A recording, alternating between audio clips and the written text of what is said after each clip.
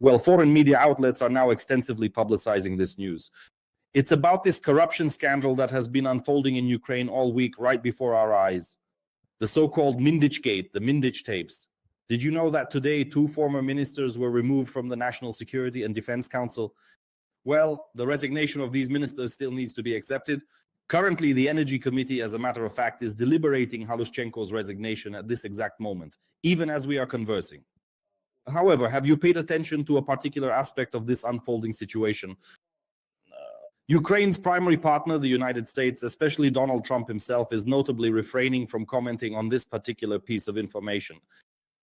And you know, there's a clear explanation for why Volodymyr Zelensky has essentially been spared from a rather unpleasant phone call originating from Capitol Hill, specifically from Pennsylvania Avenue, where many influential decisions are made. Why? Donald Trump faces a similar situation right now. Friends, if you missed it, well, it's nearly identical and quite possibly even more detrimental than what might have befallen Donald Trump, considering this isn't solely about corruption, but more profoundly about human trafficking. And it's not simply the trafficking of people, of young girls, but potentially even adolescent girls. This story has persisted for 2 decades. It's an indelible stain on Trump's reputation, one that simply cannot be erased or cleansed with any chemical. So, what exactly is transpiring at this very moment? Today marks a highly significant day within the House of Representatives due to a significant move by Democratic Congresswoman Adelita Grijalva. Her action today is expected to have substantial repercussions for all Republicans, certainly harming their chances in the next elections, and could potentially even lead to a complete impeachment of Donald Trump.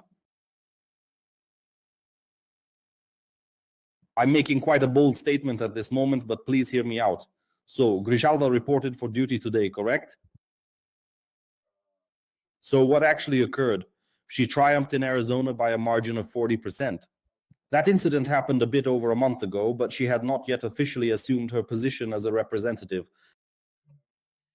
She was, in essence, a representative for Congress. Speaker Mike Johnson, however, persistently concocted excuse after excuse, endeavoring to prevent this specific Democrat from taking her seat for the longest possible duration and keeping her from her mandate.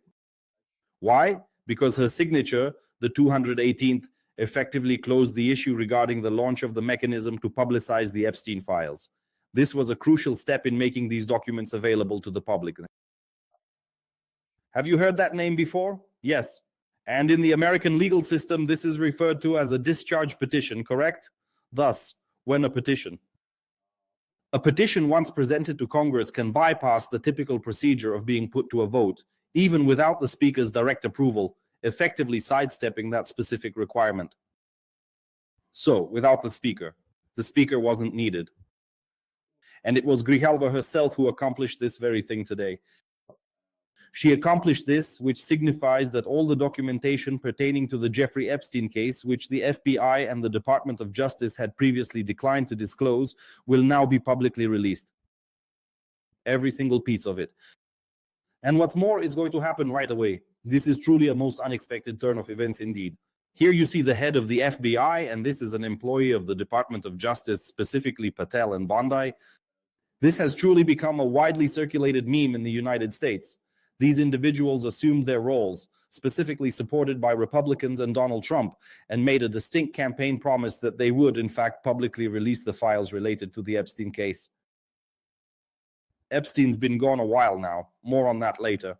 Yet this July, an incredible twist. The Department of Justice and FBI declared, "Nothing interesting to reveal, case closed."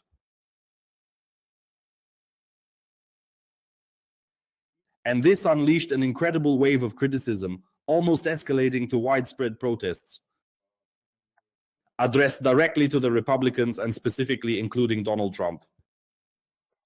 This immense, unbelievable pressure directly led to these occurrences within the American Parliament, culminating in this very petition, yes, the discharge petition. This specific matter is currently entirely devoid of any protection from public knowledge and scrutiny.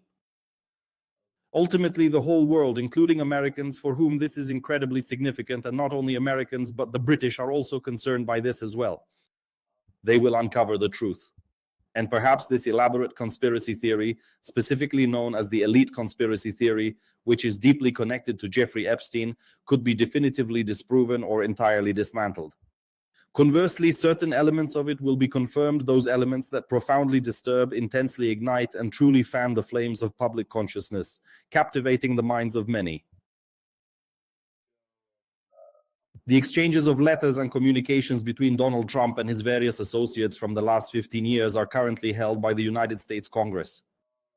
This correspondence unequivocally demonstrates that Donald Trump was fully aware of the young women that the late financial consultant Jeffrey Epstein, who passed away in 2019, was capable of providing to him personally or to his network of clients.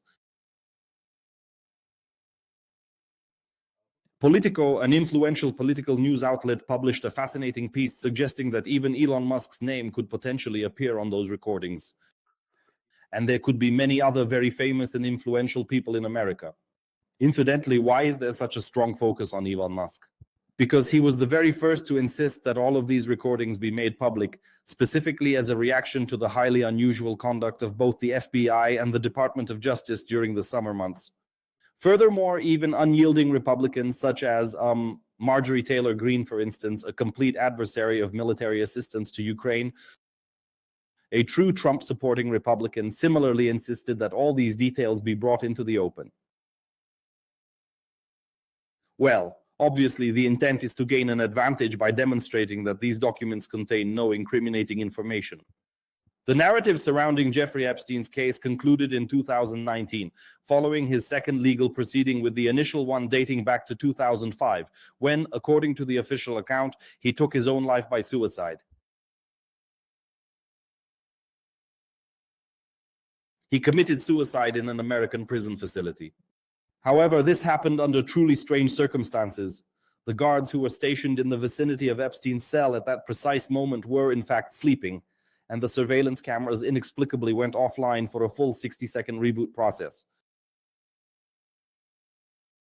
And this gave rise to the theory that perhaps in 2019, when Epstein was specifically cornered for the second time and given a precise sentence, he might have been murdered, that it was not a suicide at all.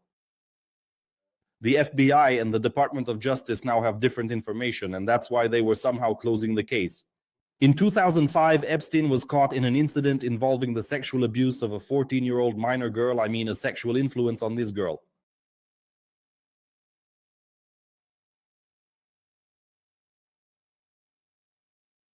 However, at that time, and this too is a component of the elite conspiracy theory, Epstein merely received an 18-month sentence, yes. And why so little? By American law, that's extremely short. At that point, a theory surfaced that he might have been employed by the intelligence services of the United States. Incidentally, this is precisely the theory embraced by the majority of those who firmly believe in the American elite conspiracy theory. Why? Because Jeffrey Epstein was an exceedingly wealthy individual, yet he never possessed the foundational prerequisites or circumstances that would explain his immense fortune from the outset.